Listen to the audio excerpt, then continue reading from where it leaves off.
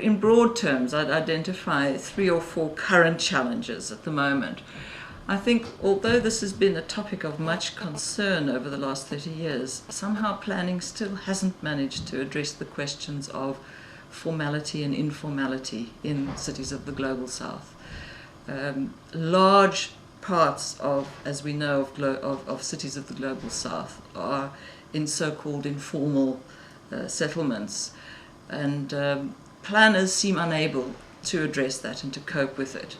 There still seems to be a very powerful rationale in planning for wanting formality and really order, if you like, is a very favorite word of some planners. And I think that in a sense prevents planners from addressing properly questions of informality at scale in cities. There's another critical dimension which has to do with the addressing related dimension, but addressing questions of inequality in the city.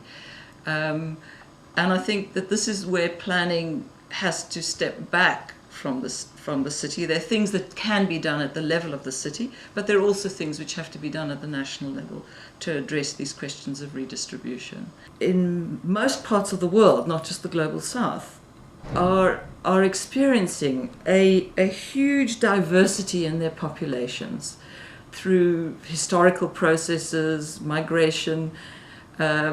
We've seen cities becoming increasingly cosmopolitan in their character. And so the questions of inequality are not just about rich and poor, but also about questions of ethnicity, of caste, of class, in addition to class. And I think that this is a very big challenge of how to make planning inclusive at scale, at the level of the city. And I know in an Indian context that is clearly one of a huge challenge that planners face.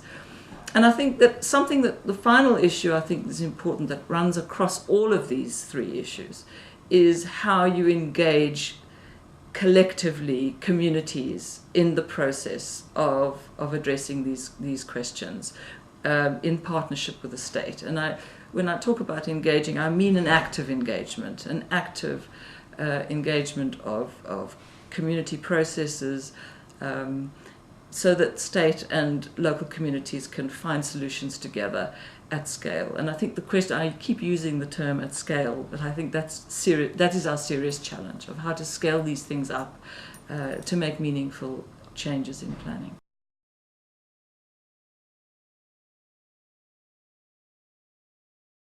IIHS has an enormous role to play. As we know, IIHS is committed to the, much like the DPU, to the formation of practitioners for the coming generation of city building.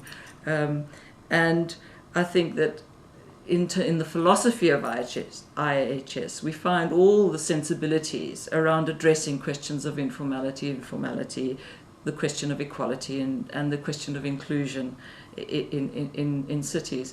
And so it's very exciting, I think, a very exciting opportunity to take a new look at planning education and its implications for urbanization and city development in India.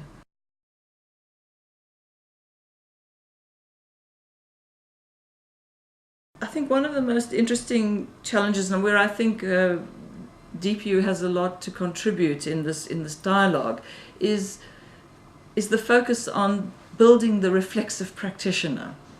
And this is, I mean, someone who has to be useful and who can really engage in the real problems of the city, at the same time in a way that is reflective on their practice, on the underlying assumptions that drive so much of policy making and planning today. And I think this is a true challenge of how one finds a balance between theory and practice, and a critical theory and practice in developing this new kind of practitioner, this new urban practitioner that I understand IIHS wants to contribute to development in India.